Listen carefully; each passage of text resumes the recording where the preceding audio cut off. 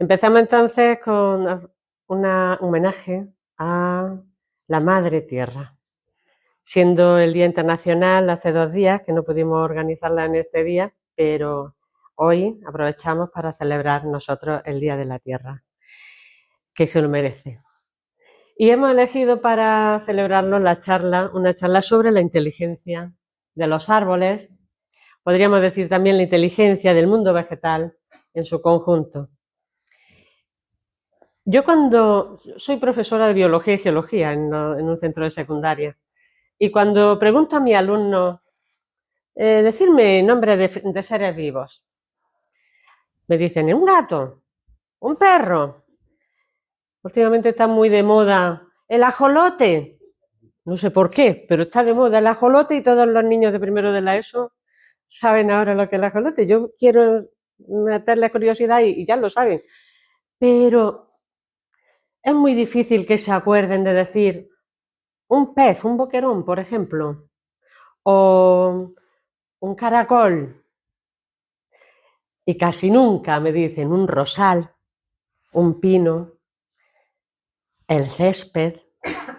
Nunca me hablan de plantas. Ellos saben que son seres vivos. Lo han estudiado en primaria y lo vuelven a estudiar en secundaria. Saben que son seres vivos, pero no estamos acostumbrados a pensar en las plantas como seres vivos. Son, quizá porque cuando pensamos en seres vivos pensamos en movimiento, ¿no? Y las plantas no se mueven. O quizás sí se mueven. Vamos a hablar de eso un poco esta tarde. Me propongo desvelar, no sé, el conocimiento de botánica que pueda haber aquí, algunos secretos sobre las plantas. Secretos que quizá para el experto en botánica y en plantas no lo sean, porque ya sabe mucho y ha investigado a nivel científico sobre las plantas. Pero el secreto no está en el dato, sino en cómo se observa el dato. Sobre eso que sabemos de las plantas, hasta dónde nos puede llegar ese conocimiento. Eso depende muchas veces de la sensibilidad hacia la verdad que podamos tener. Y lo digo sensibilidad hacia la verdad porque muchas veces nos podemos quedar con el aspecto más externo y eso ya es suficiente para nosotros. Y a veces queremos investigar un poquito más adentro y un poquito más adentro, porque cuando vemos un efecto siempre hay una causa detrás. Entonces podríamos hablar de las causas eficientes y de las causas últimas. Y si tenemos esa sensibilidad por buscar cuál es la causa trascendente de todo eso que estamos viendo, de todo eso que podemos medir, que podemos experimentar, que podemos hacer prácticas de laboratorio divertidas e interesantes, detrás de todo eso puede haber una verdad que no solemos ver, que no solemos darnos cuenta de ella. Y yo pretendo que detrás de esos conocimientos que os voy a dar alguna idea científica al respecto de las últimas investigaciones que se están haciendo sobre las plantas, pero, bueno, algunas que se están haciendo recientemente y otras que son más antiguas, pero que no son del dominio popular, pero para profundizar en ello y ver hasta dónde o hasta cómo las plantas pueden ser sensibles y pueden ser inteligentes. ¿Y qué podemos aprender de ello? Ese es mi objetivo. Vamos a empezar hablando un poquito de, bueno, qué son las plantas. No quiero entretenerme mucho en lo que son las plantas. Yo empiezo mis clases de lo que lo examino, claro. No les puedo examinar de las causas últimas, les tengo que hablar de las eficientes.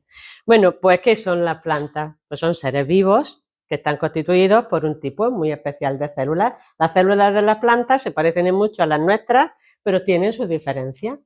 Tienen, por ejemplo, cloroplastos, son los que hacen la fotosíntesis, son los que le dan el color verde a las plantas. También hay cloroplastos con otros pigmentos y son los que le dan el color rojo al tomate y el color, ese colorido tan variado que puedan tener las flores. Pigmentos que están implicados siempre en la fotosíntesis, que es lo fundamental de las plantas. Pero también tienen una pared celular por fuera que es rígida. De ahí obtenemos el papel. la celulosa de la pared celular.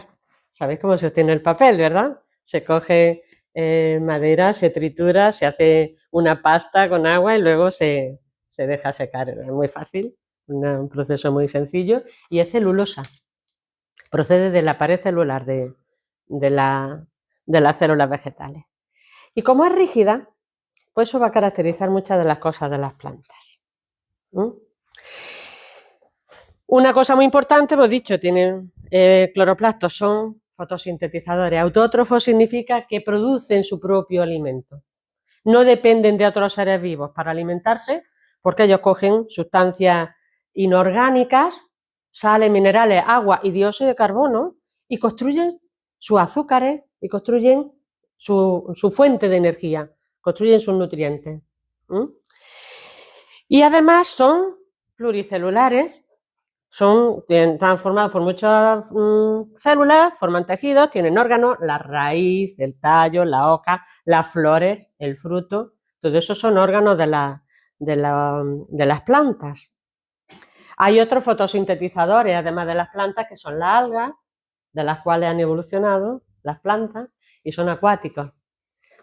Y las bacterias fotosintetizadoras también son acuáticos. Los fotosintetizadores terrestres son las plantas y son pluricelulares. Entonces, ellas son de las que los seres humanos hemos aprendido todo lo de las plantas, porque los seres unicelulares y microscópicos, pues hasta hace muy poco no habíamos conocido de ellas. Estas son las plantas, entonces. Las plantas, uno de las... No me he traído el libro, pero bueno. Las plantas hemos dicho que tienen 3 órganos principales: raíz, tallo y hojas. Y la raíz es la que fija la planta al suelo. Por lo tanto, las plantas no se pueden desplazar, no pueden caminar en busca de su comida. Esa raíz está porque necesitan agua y sales minerales. Esa agua y sales minerales la pueden tener las algas sin ningún problema del agua. Estos son sargazos. Los sargazos parece que son algas, parece que estamos llegando a tierra cuando encontramos los sargazos, pero no están flotando. Luego hay otras algas que están viviendo fijas al suelo, en el fondo marino, porque necesitan, con las corrientes, estar fijas, que las corrientes no se las lleven. Pero en realidad la única función que tienen para fijarse es que no se las lleven las corrientes. Pero las plantas terrestres necesitan las raíces también para absorber lo que éstas se encuentran en el agua sin ningún problema. Las plantas terrestres proceden de las algas pluricelulares y las algas unicelulares. Esa alga unicelular, fijaros que tiene flagelos, se llaman flagelos, estos como pelitos que le salen y con ellos se mueven. Por lo tanto, las algas se pueden mover, tienen movimiento. Aquí tenemos,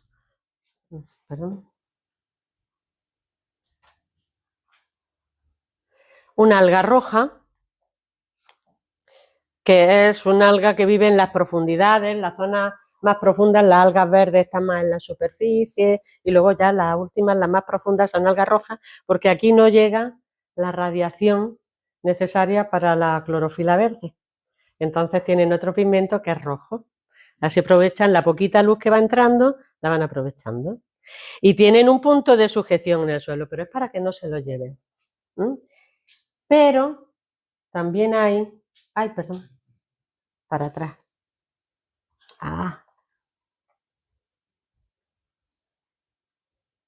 Aquí. Esto de aquí es igual que esto. Parecería otra alga roja. Pues un coral. Y un coral es un animal. Y es decir, en el agua también hay animales que viven fijos al suelo, que tampoco se mueven. Esto de aquí son el coral con los pólipos, digamos, despiertos, abiertos. Cuando se asustan, se encogen y se meten dentro y no aparecen. Son animales. Se alimentan de partículas que están flotando en el agua. Como están flotando en el agua las partículas, nutrientes, como necesitamos todos los demás animales, pues entonces no necesitan moverse. Las anémonas de mar ya comen peces, son del mismo tipo. También viven fijas al suelo. Y este es otro animal, aunque parezca una flor tan bonita, marina. Este es primo de los erizos y de las estrellas. Se llaman crinoides. Y forman como una especie de plumas, parecerían también un alga. Pues no, es también un animal. Y se alimenta del agua, de lo que le trae en el agua. Entonces, dentro del agua hay plantas, digamos, familia de las plantas que se mueven y hay animales que no se mueven. Ahora, cuando salen los animales del agua, necesitan moverse, evidentemente, porque si no, ¿cómo van a encontrar su alimento? Pero las plantas necesitan las sales minerales que están en el suelo. Entonces, las plantas necesitan, lo primero, cuando salen del agua, una superficie que les proteja de la desecación y una estructura que soporte la gravedad, porque si no se quedarían arrastradas por el suelo. En el agua, la propia densidad del agua las mantiene, pero fuera del agua estarían... Hasta que no desarrollan esos tejidos, no salen lo que eran las algas del agua. Estos son briófitas, son musgos, que son pequeñitos, porque todavía su desarrollo de tejido es muy pequeño.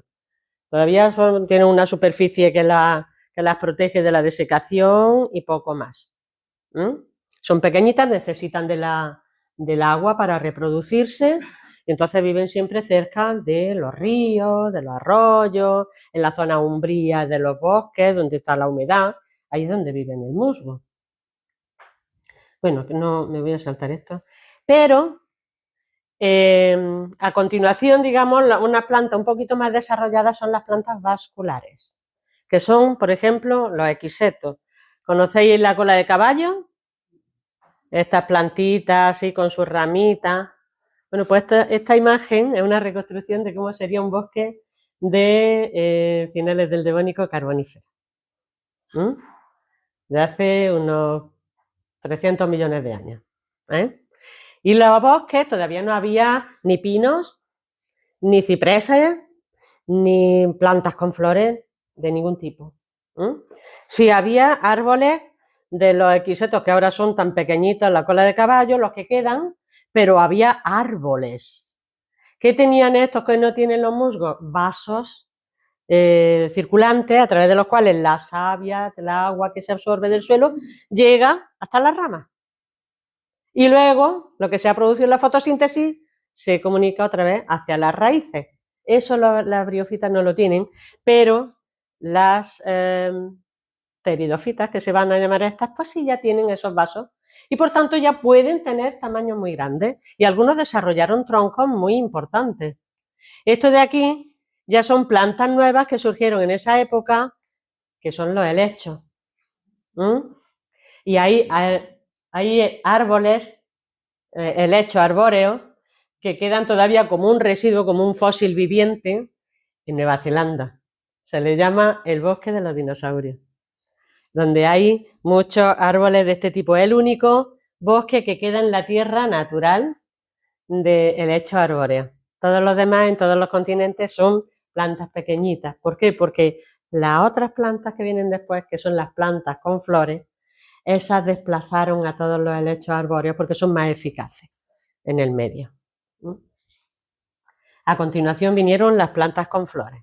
Aquí tenemos las gimnospermas o coníferas, que llamamos, porque las flores tienen forma de cono. Esto es un ciprés, pero los pinos, los abetos, todos son del mismo grupo.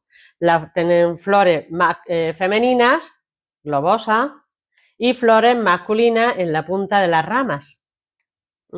Aquí es donde se producen el polen y aquí es donde están los óvulos.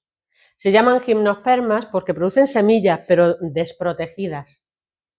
Es decir, aquí dentro de cada una de las escamas hay un óvulo.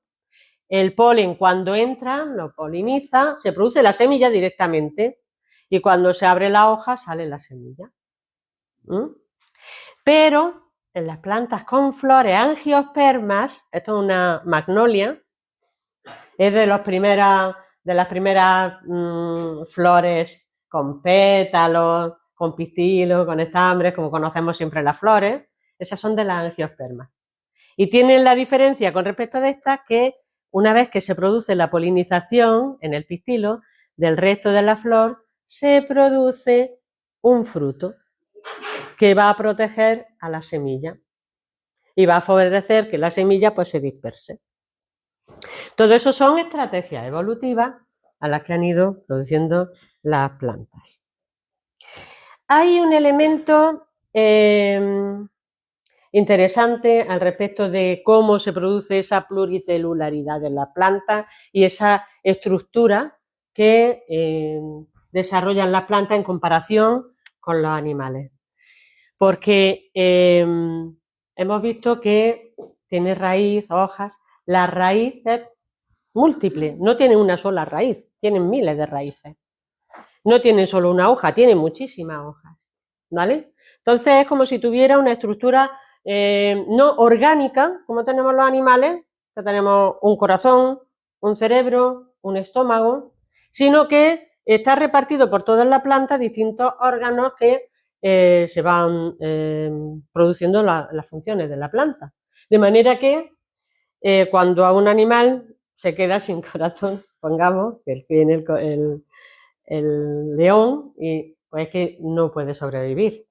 La planta se puede comer un animal, una raíz que tiene otra.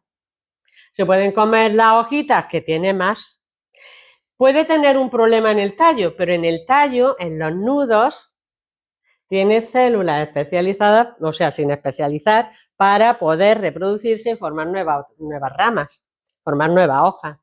Con lo cual, esa estructura modular pues les permite, estando fijas en el suelo, poder sobrevivir a los ataques que se les puedan dar de los animales, ¿vale?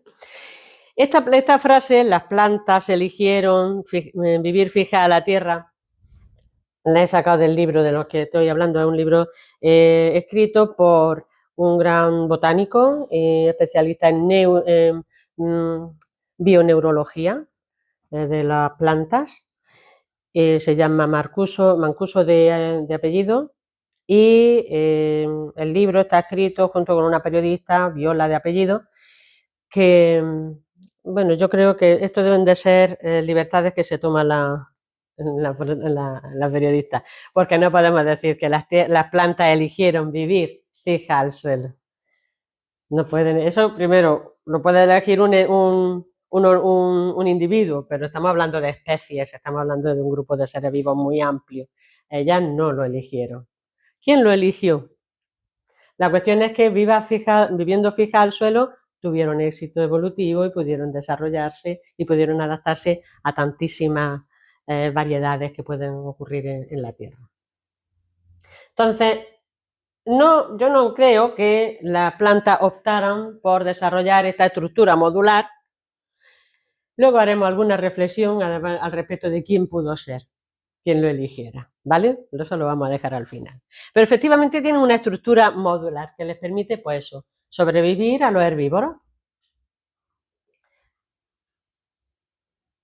Aquí tenemos que los animales, por muy sencillos que sean, como las medusas, tienen su órgano. Está la cavidad gastrovascular. Aquí tenemos una lombriz con su aparato digestivo ya completo, un perro con todos sus órganos, con el hígado, el páncreas completo.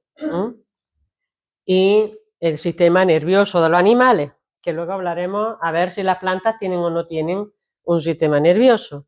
Pero en principio, desde las medusas, que tienen células nerviosas distribuidas por todo el cuerpo, y ya los anélidos tienen un ganglio cerebral que se puede equiparar, ¿lo veis?, al cerebro.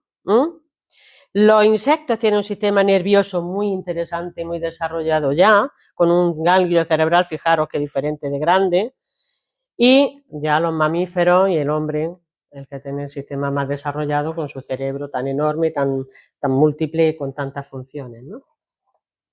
Pero las plantas, pues, ¡ay! Otra vez.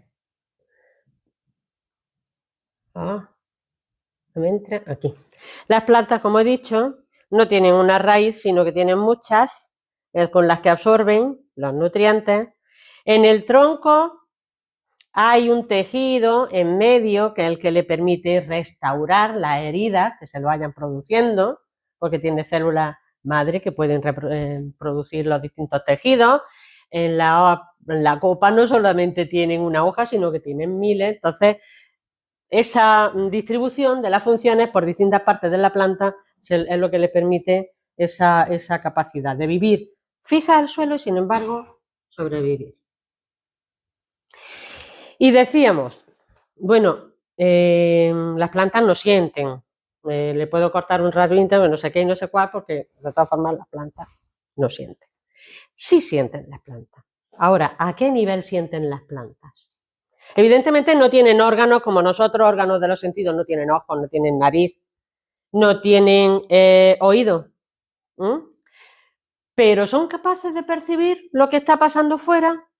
Si no fueran capaces de percibirlo, no serían seres vivos. Los seres vivos tienen la función de relación que les permite percibir lo que está pasando fuera. ¿Pero cómo lo hacen? Porque en hay quien dice, pues eso, que tienen incluso más sentidos que los animales. Eso yo lo dudo y lo voy a explicar ahora por qué. Pero tienen mucho sentido. Tienen sentido como nosotros y son capaces de responder a ellos. Nosotros hablamos siempre de nuestros 5 sentidos, ¿vale? Y las plantas tienen esos sentidos, no tienen ojos, no tienen oído, no tienen nariz, no tienen lengua, no tienen manos, pero sí tienen una capacidad para percibir la luz, porque todos sabemos que cuando ponemos una maceta, una planta a la sombra, va creciendo hacia la luz. ¿Algún receptor de la luz tienen? No son ojos, o no están desarrollados como los ojos, pero sí efectivamente tienen la capacidad de percibir de dónde viene la luz. Esa capacidad de percepción luego lo vamos a ver a nivel químico. Son unas sustancias, las llamamos auxinas, y otras, más citoquinina, otro tipo de hormonas vegetales, que son las que detectan de dónde viene la luz. Y hacen que crezca buscando la luz. Las raíces crecen en dirección contraria. Entonces, la parte de la planta que necesita la luz crece hacia la luz y la otra crece en dirección opuesta. Eso es un movimiento de la planta. Si le damos la vuelta, no lo va a corregir. Va a crecer en la otra dirección. Va a seguir creciendo en la otra dirección. A eso se le llama tropismos y son movimientos de las plantas originados por el crecimiento. Y puede haber tropismos positivos, como vemos aquí, y tropismos negativos, como vemos aquí. No oyen las plantas. Bueno, se ha comprobado que las flores que producen néctar, de las cuales se alimentan los insectos, que necesitan las plantas, los insectos, para ayudarse en la polinización, pues aumenta su dulzor, aumenta la cantidad de azúcares pocos segundos después de escuchar el aleteo de la abeja. Se produce el aleteo de la abeja y entonces producen más azúcar. Tener en cuenta el oído, ¿qué es? El oído es la percepción de la vibración del aire y nuestro oído es capaz de percibir esa vibración. Luego es el cerebro el que interpreta esa vibración y dice, es un oído. Han dicho mi nombre, me han llamado, me han silbado, Eso es el cerebro el que lo interpreta, pero el oído percibe esa vibración.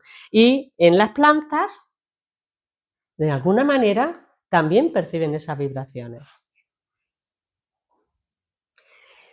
¿Son capaces de oler? Bueno, si son capaces de emitir tantos aromas, de alguna manera son capaces también de percibirlos.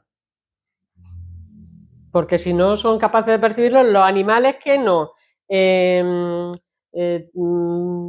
tienen determinadas funciones, no la oyen tampoco. Entonces, si producen aromas, de alguna manera tienen que estar percibiendo también esos aromas.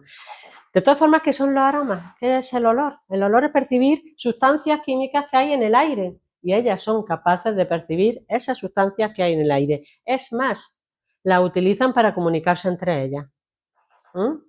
La utilizan para atraer a los insectos, pero también para comunicarse entre ellas. Se le llama feromonas a esas sustancias que se emiten al aire y que son captadas por otras y tienen un sentido. Gusto. No tienen lengua, pero anda que no perciben dónde está el agua. Las raíces crecen directamente hacia el agua y se pueden torcer buscando el agua. Pueden detectar sustancias químicas del suelo, todas las que necesitan, y buscarlas y encontrarlas. Las perciben desde muy lejos. Eso es el gusto. Sustancias químicas que están disueltas. Nosotros el gusto es las sustancias que están disueltas en el líquido que entra en nuestra boca. Entonces, tienen también sentido del gusto. Y el tacto. Fijaros, ¿sabéis lo que es esto? Estos son copas de distintos árboles que no se tocan. No se tocan. Es decir, son capaces de percibir dónde está el otro y no llegan a crecer. Hay otros que lo que hacen es lo contrario. Esto sería se llama tigmotropismo a la percepción del tacto, de tocar un objeto, notar esa presión de otro objeto. Y esto es un tropismo, tigmotropismo negativo. Notas la presencia de otro, entonces deja de crecer. Hay árboles en nuestras calles que crecen alejándose de la pared. Y hay otros que crecen aprovechando que está la pared, pegándose a la pared, las plantas rastreras, las plantas, trepadoras. Esos son tactismos positivos. Positivos. Tropismos, sigmotropismos. Pero además tienen otros sentidos, efectivamente. Además de la vista, el olfato, el oído, el tacto, son capaces de percibir la gravedad. Son capaces de percibir dónde está arriba y dónde está abajo. Aquí se ha producido un fenómeno geológico que llamamos reptación. En la superficie las partículas que están sueltas se van bajando ladera abajo. Y claro, la planta está fija al suelo y se va moviendo el suelo hacia abajo. Entonces el árbol va haciendo... ¿Y qué pasa? Pues que detecta, no estoy derecho, y crece corrigiendo la dirección. Eso es lo que está pasando aquí. Está torciéndose, pero el árbol corrige con el crecimiento esa dirección. A las raíces le pasa al contrario. El tallo crece en dirección opuesta a la gravedad, las raíces crecen hacia la gravedad. Y dicen, este sentido nosotros no lo tenemos. Sí lo tenemos. Se llama equilibrio. Y nosotros sabemos dónde está arriba y dónde está abajo y cuándo estamos cabeza abajo. Es un sentido interno, no es un sentido externo. Un sentido que lo notamos dentro, ¿vale? Pero es el equilibrio, el sentido del equilibrio. Y ellos también lo tienen. Aquí tenemos en una maceta, como vemos que cuando se corrige la posición, la planta corrige su crecimiento y la raíz en la dirección contraria.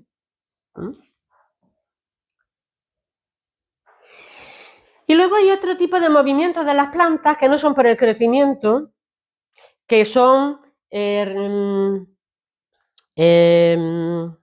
reversibles, movimientos reversibles, se le llaman hastias. Por ejemplo, el movimiento diario que hacen los girasoles con el movimiento del sol. Es que, fijaros, que están todos los girasoles mirando al mismo punto.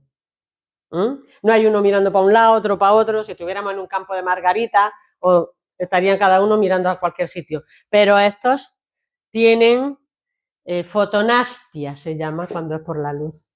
Entonces, conforme se va moviendo el sol, ellas van moviendo sus florecitas. Por la noche se caen y luego al día siguiente otra vez. Son capaces de seguir al sol.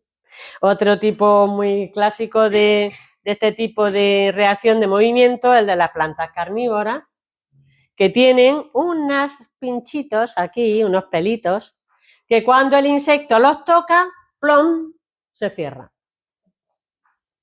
El tema de las plantas carnívoras, si queréis, luego hablamos al final de la charla porque es también muy interesante. Siguen haciendo su fotosíntesis, lo que pasa es que le faltan sales y aprovechan las sales de los insectos para poder nutrirse de ellas. Bueno, aquí he puesto también porque otro tipo de respuesta, aparte de lo que son las nastias, es la secreción de sustancias. También pueden segregar sustancias para defenderse. Aquí tenemos resina que está saliendo. Entonces se le ha hecho una herida al árbol y entonces el árbol empieza a segregar resina para defenderse y atrapa al insecto que le estaba molestando y el insecto deja de molestar. ¿Vale? Aquí he puesto un vídeo. Vamos a ver. Si no me... Va a salir un anuncio, lo siento, pero es que no consigo que no salga. Ahí, otra vez.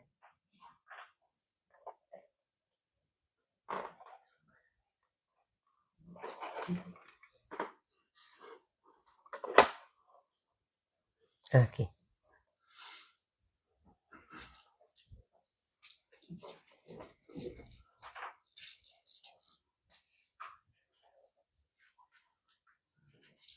No sale. Bueno, pasamos de él. Es un vídeo en el que se ven los zarcillos de las plantas trepadoras, una vid. Sabéis que las vides tienen unos tallitos muy finitos que se enroscan alrededor de las cañas que se le ponen para que trepen. Bueno, pues este es un vídeo en el que se ve a cámara rápida la fotografía de muchos días y se ve cómo la ramita se va creciendo, conforme va creciendo, va moviéndose, girando. Intenta poner tipo explorar YouTube. No, al final de la clase, de la charla lo hacemos. La cuestión es que empieza a girar hasta que toca la caña. En cuanto llega a la caña, ya crece en alrededor. Y hay varios zarcillos al mismo tiempo y cada uno se engancha a una caña o a otra porque va como buscando hasta que plum, lo toca.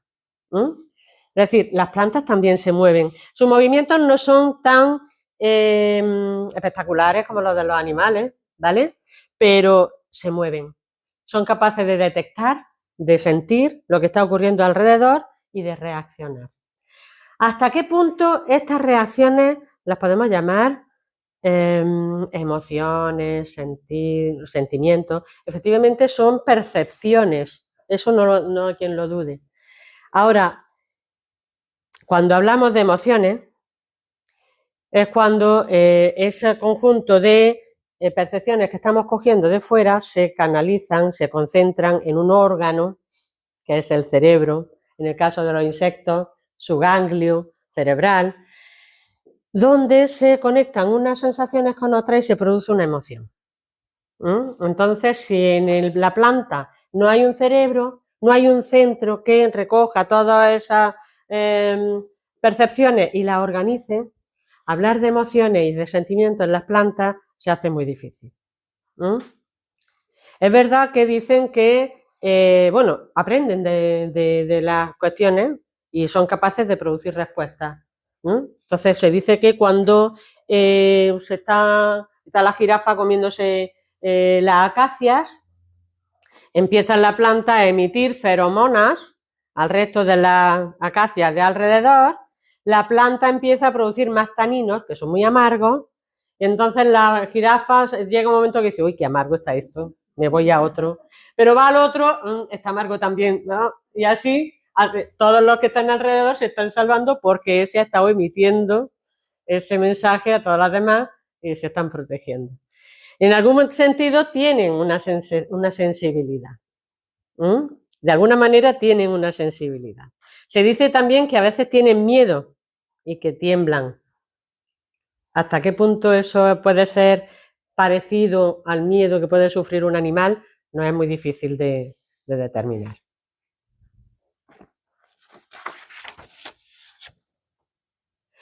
Con respecto a de que si ellos tienen más sentido, porque claro, son capaces de detectar muchos tipos de sustancias y son capaces de, en fin, dice, hasta 15 sentidos más que nosotros tienen. Bueno, yo me he puesto a contar los sentidos que tenemos nosotros, los animales, que los seres humanos no somos los que mejores sentidos tenemos en muchas cosas, porque mejor vista que nosotros tienen los gatos, mejor oído que nosotros también, en fin. Pero nada más que con el tacto, ellos detectan la presencia de otro objeto, nosotros podemos notar de ese objeto su temperatura. El calor y el frío. Tenemos sensores para el calor y tenemos sensores para el frío. Tenemos sensores para la presión y así podemos saber lo que pesa un objeto. Tenemos sensores para cómo es la superficie de las cosas, si es muy lisa, si es muy rugosa. El tacto es un órgano muy complejo. Nada más que con el tacto ya tenemos 5 tipos de cosas que estamos percibiendo en un órgano. Vamos a hablar de 5. Luego tenemos los olores. Los olores, percibimos muchísimos tipos de olores. Se han clasificado los olores hasta en 7 tipos de olores. Se clasifican en alcanfor, almizcle, menta, flores, éter, picante y podrido, como tipos de colores. Pero hay tantos olores diferentes, ¿verdad? Pongamos esos 7. Bueno, pues ya tenemos 7 más 5. En el gusto. En el gusto estamos percibiendo también, se habla de 5 tipos de sabores, ¿verdad? Estamos hablando de dulce, salado, ácido, amargo y umami, que es un sabor que conocemos de hace muy poco, que se dice que es el olor a carne. Bueno, el sabor a carne, pues otros 5 más. Que hay muchos tipos de moléculas, hay miles de moléculas implicadas en todos esos sabores y hay miles de moléculas implicadas en esos aromas. Somos capaces de percibirlo y de distinguirlo. En el oído, solo la única señal que percibimos es la vibración del aire. Y es verdad que percibimos sonidos desde los 20 Hz a los 20 kHz. Por debajo no los percibimos y por encima tampoco. Pero bueno, podemos distinguir las tonalidades y podemos distinguir muchas cosas al respecto del sonido. Y con la vista. Se dice que podemos distinguir hasta 10 millones de colores. Unas personas tienen más capacidad que otras, eso también es verdad. Pero somos capaces de percibir muchos colores, pero no solamente los colores. Podemos percibir las formas. Podemos percibir el movimiento, la profundidad. Hay animales que las presas, una oveja, tienen los ojos a los lados de la cabeza para poder tener una amplitud mayor, pero no percibe la profundidad. Percibe que algo se va moviendo y ¡chum!, sale corriendo. Podría ser un león, un lobo. Nosotros, como los depredadores, tenemos los ojos frontales, entonces lo que ve uno se combina con lo que ve el otro y vemos profundidad. Está demasiado lejos, no me va a pillar. Entonces estamos viendo que también podemos percibir, bueno, sumando una y otra me salen 24 sentidos. Entonces no tienen más las plantas, no tienen más sentidos que los animales. Pero sí es verdad que tienen unos sentidos muy válidos y mucho más importantes de lo que nos podríamos haber planteado antes. Cuando vemos nuestra macetita y la estamos regando todos los días. Y pensamos que solo detecta si la regamos mucho o poco y si está la luz. Todo lo demás también lo perciben. Incluso se dice que han desarrollado una forma de sonido, que desarrollan que las raíces producen una especie de crepitar cuando está el árbol en estrés hídrico, por ejemplo, producen un sonido que está al mismo volumen, digamos, del que nosotros podemos hablar, pero en otra frecuencia, y entonces no lo percibimos. Nosotros no lo percibimos, pero las otras plantas sí. Se ha podido registrar en laboratorio, se ha medido, Lo mismo que se miden los ultrasonidos y los infrasonidos, se ha podido registrar. Ese crepitar que hacen las raíces cuando al árbol le está faltando el agua. Y se avisan, por lo visto, entre unos árboles y otros, a través de ese sonido. Por lo tanto, estamos descubriendo que sí, que las plantas, por lo menos perciben. Sensaciones tienen.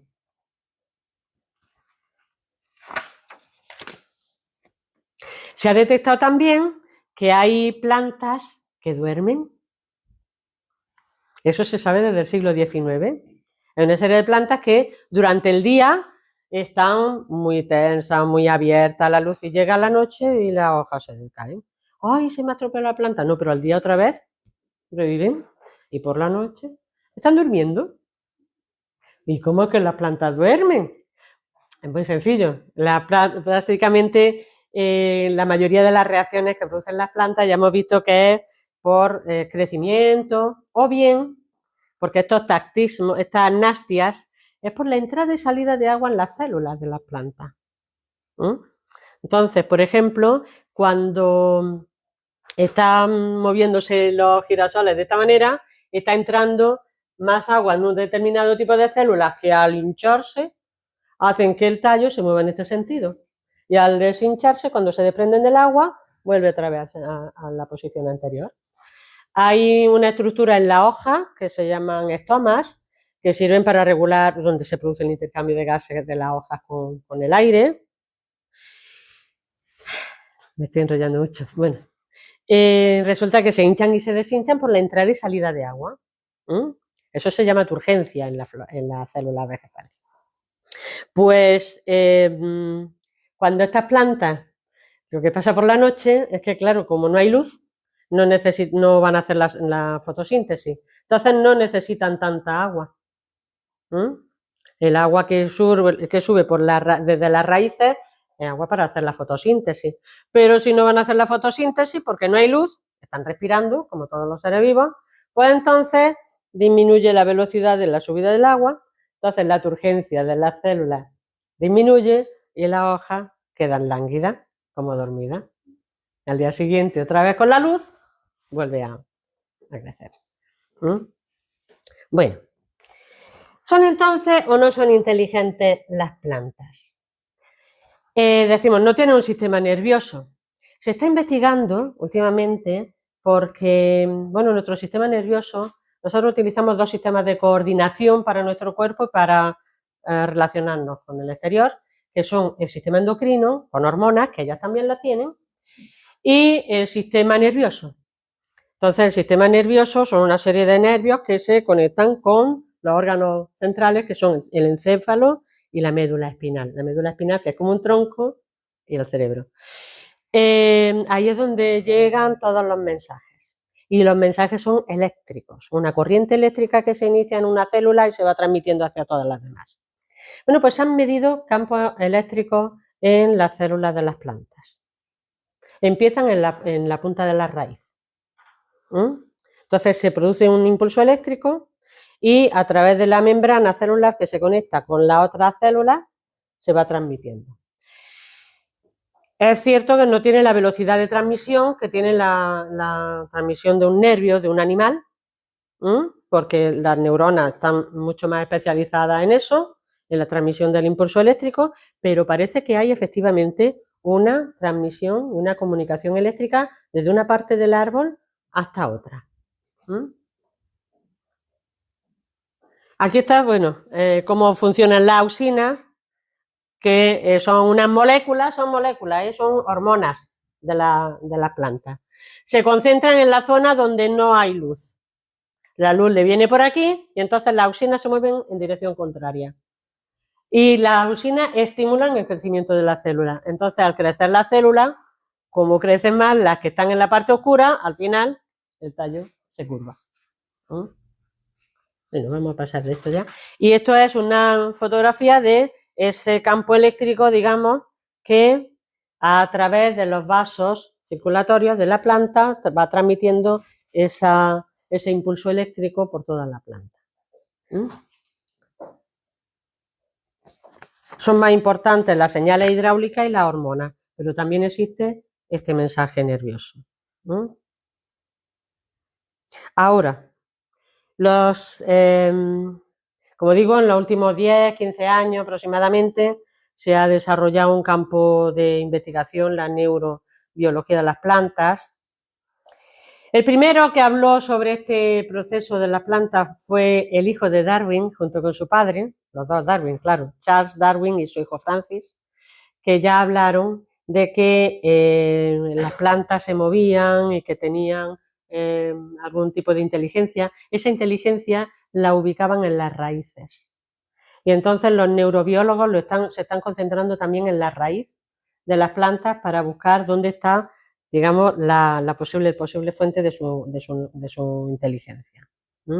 Ahora, un cerebro no es como si fuera un cerebro. Ahora bien, aparte de esa corriente eléctrica, que está muy ramificada, no tiene un centro de interpretación, podríamos decir, permite una comunicación, pero una comunicación eléctrica, en el cerebro donde se producen las conexiones para establecer qué es lo que significan las cosas, y no tienen, pero tienen otra estructura que es muy interesante.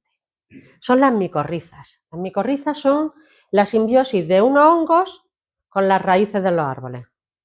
Son unos hongos que los hongos están constituidos por una hilera de células y bueno, los hongos son heterótrofos como los animales, se alimentan de materia orgánica ya elaborada por otros seres vivos. Pero en la raíz, si la raíz de la planta llega hasta aquí, estos hongos se conectan con la raíz y llegan mucho más lejos y ayudan a la absorción de sustancias de la raíz. Potencian, digamos, la capacidad de absorción de las raíces. Dice, pues qué bien, simbiosis, porque las raíces le proporcionan las azúcares que los hongos necesitan. Entonces, es una simbiosis que se ha comprobado y que a veces llega a conectar, no un árbol, sino muchos árboles, porque se produce al final una conexión, y aquí ya estamos hablando de sinapsis. En el árbol no veíamos sinapsis, pero aquí sí, entre un árbol y otro, las micorrizas actúan como conexión de unas señales con otras, de mensajeros entre uno y otro. De manera que a lo mejor la inteligencia o el cerebro no está en el propio árbol, es el cerebro del bosque.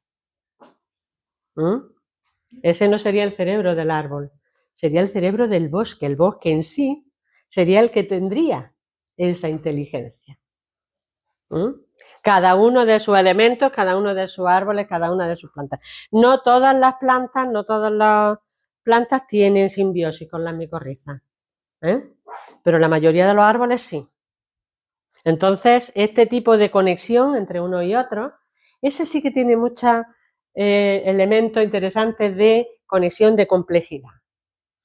Hay una teoría, bueno, la mayoría de los científicos, cuando hablamos de inteligencia, dicen, bueno, y la vida, estas propiedades tan extraordinarias, dicen, la vida es la aparición de una propiedad que emerge de la complejidad molecular. Hay una complejidad en las moléculas y ¡pum!, aparece la vida como una propiedad que antes no existían, que ninguna de las partes tenía, y ahora en la célula tiene vida.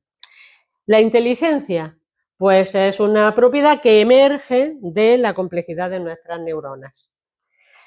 Hay otra interpretación para eso, y es que nosotros tenemos una inteligencia, pero hasta que el cerebro no se produce esas relaciones no se puede expresar.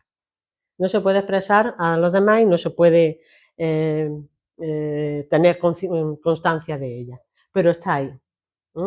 Es como el ordenador, que tiene una serie de conexiones dentro, pero si yo no me pongo a manipular el ordenador está ahí. ¿Va a surgir esa inteligencia artificial del ordenador si yo no lo toco? No. Hasta que yo no lo toco, no. Entonces, yo soy emergente con respecto a la complejidad del ordenador, o es el ordenador la estructura compleja que permite que yo, a través de él, haga unas determinadas cosas. Bueno, hemos visto entonces que el mundo vegetal tiene muchas características que no nos podíamos imaginar, que por lo general no pensamos en ellas y que nos sorprenden y que efectivamente nos hablan de unos seres muy especiales. No son, cuando hablamos de vegetar, porque estamos, por ejemplo, en coma, o porque no nos tomamos nada de la vida en serio y no tenemos proyectos en nuestra vida y estamos dejando el tiempo pasar, se dice muchas veces que estamos vegetando también, ¿no? Bueno, pues las plantas efectivamente tienen menos complejidad en sus actuaciones que nosotros, pero también tienen su vida y son muy importantes y muy interesantes. Yo no voy a decir como Mancuso y Viola que eso de que las plantas eligieron esta estrategia de supervivencia, no se puede decir eso. A nivel de especie, los seres humanos estamos empezando a poder elegir cómo evolucionamos, porque estamos desarrollando la ingeniería genética y mediante eso, esperemos que no, porque hay mucho miedo al respecto, pero hay muchos deseando de utilizar esa ingeniería genética para producir seres humanos que sean los que les interesan. Eso sería elegir nuestra evolución, pero los demás no eligen una evolución. ¿Que hay una dirección en la evolución? Yo estoy convencida de que sí.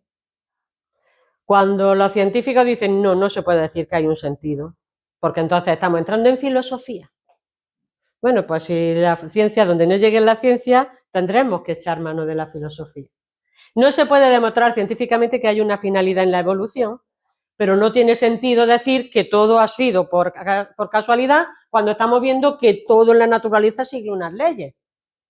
Si hay todo en la naturaleza sigue unas leyes, no puede ser el azar una ley. El azar no es una ley. El azar es la ausencia de leyes. Por lo tanto, sí tiene que haber un sentido en la evolución y sí tiene que haber una dirección. ¿Por qué las plantas salieron del agua y por qué han tenido este desarrollo? Tiene un sentido, tiene una dirección. Ahora, la plantita, cada una de las plantitas, pues seguramente no ha sido la que tomara esa decisión. ¿Vale? En el mundo, cuando hacen esos estudios, estos autores, hablan de Aristóteles, los científicos del siglo XVIII, XIX, son muy positivistas y entonces están diciendo siempre las plantas son vegetales, no tienen... Pero en las antiguas tradiciones no se contemplaba de esa manera a las plantas. Las plantas tenían una consideración muy importante. Las plantas en todos los sistemas antiguos religiosos, hablamos de los mayas, hablamos de los hindúes, hablamos de los persas, todos ellos tenían al árbol como símbolo de la vida. Yo me lo he puesto hoy, le digo hoy es el día adecuado para ponérmelo. El árbol de la vida, que está muy de moda ahora, y hablaban también de que había 4 reinos. Hablaban de 4 reinos en la naturaleza. Tener en cuenta, los microorganismos no los conocían, no están aquí. Pero hablaban de un reino mineral en el cual está evolucionando la materia en sí, a nivel molecular. Los cristales, los minerales, están evolucionando. Hay minerales más evolucionados, como estos cristales, y otros menos evolucionados, como por ejemplo, yo que sé, la arcilla. Tenemos un reino vegetal que son desde las hierbecitas hasta las plantas. Cada uno de estos reinos los relacionaban con elementos, utilizan la alquimia. Entonces, este era el elemento tierra, el elemento más denso, más material. Este era el elemento ya vida. Está ya relacionado con la vida y con la energía. Y efectivamente, si no fuera por las plantas, no podría haber animales. Podría haber animales que se alimentaran de peces y de algas. Tendrían que estar pegados a la orilla. Pero las plantas terrestres son el origen de la vida en la Tierra. Son los primeros elementos, para ellos conocidos, de que se manifiesta la vida como tal. El mineral, aunque crece en determinadas circunstancias, esa dinámica y esa percepción, esa reacción con el medio, no la tiene. Y las plantas sí. Las plantas entonces ya están vivas. Aparece aquí otro elemento distinto. Por encima del reino de las plantas, el reino vegetal, estarían los animales.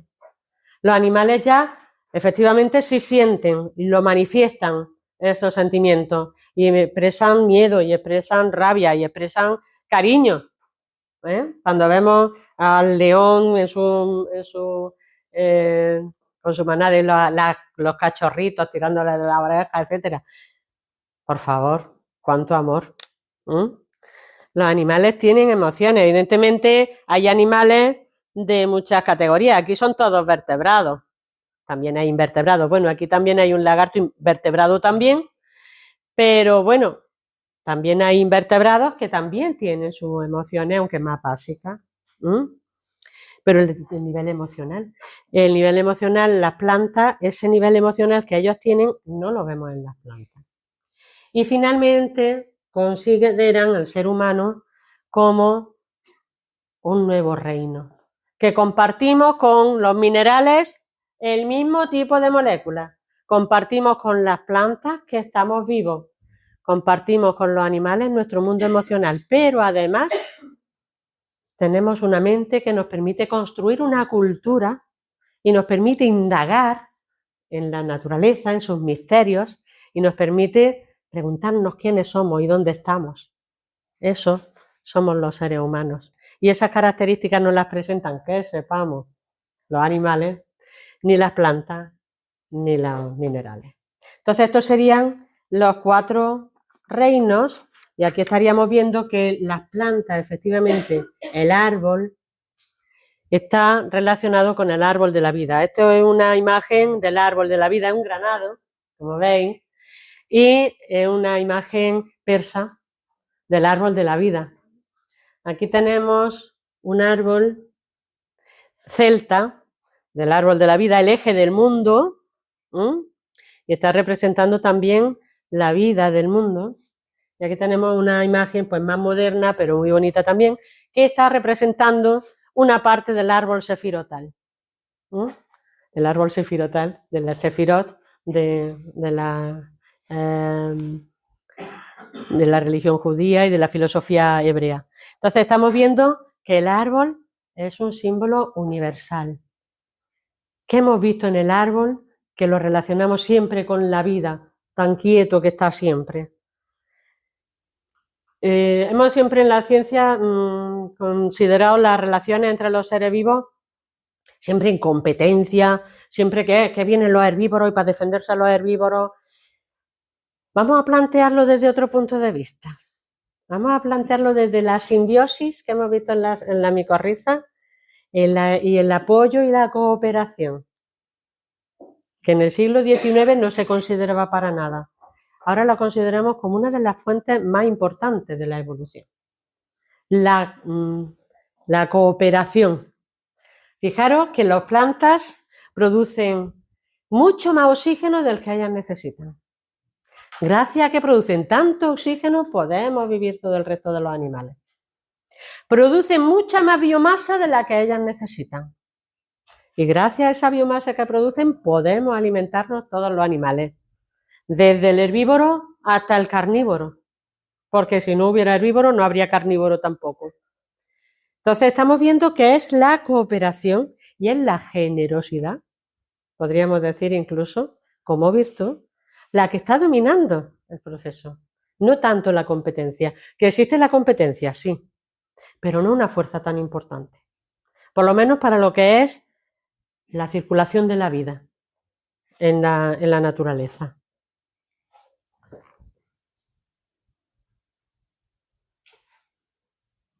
Entonces, yo pregunto como Platón. Platón decía, cuando estás mirando una flor, ¿ves la belleza de la flor o la belleza en la flor? Yo pregunto, cuando vemos la inteligencia en las plantas, ¿estamos viendo la inteligencia de las plantas o la inteligencia en las plantas? ¿La inteligencia del árbol o la inteligencia en el árbol que se manifiesta a través del árbol? ¿Las leyes son inteligentes o se manifiesta una inteligencia a través de las leyes que nos rigen? Todo esto nos puede llevar al punto místico. Podemos llamarle Dios a esa inteligencia, o le podemos llamar dioses, o si queréis le seguimos llamando inteligencia. No es una inteligencia humana, no es una inteligencia personal. Estamos hablando de la madre tierra, estamos hablando de la madre naturaleza, la que es inteligente. Y esa inteligencia es la que se expresa a través de las plantas, a través de las relaciones de las plantas con los animales, a través de todo ese proceso tan inteligente que tienen los ecosistemas. Es la inteligencia de la naturaleza, es la inteligencia del bosque, no la inteligencia de cada una de las plantas. Entonces, los árboles ¿Son inteligentes o son una expresión de esa inteligencia de la naturaleza? A mí me convence más esta idea. Somos elementos a través de los cuales fluye la vida. No somos la vida. La vida fluye a través de nosotros. Y nosotros tenemos la capacidad de que esa inteligencia que fluye también a través de la naturaleza, somos capaces también de utilizarla. Platón decía, bueno, nosotros somos capaces de entender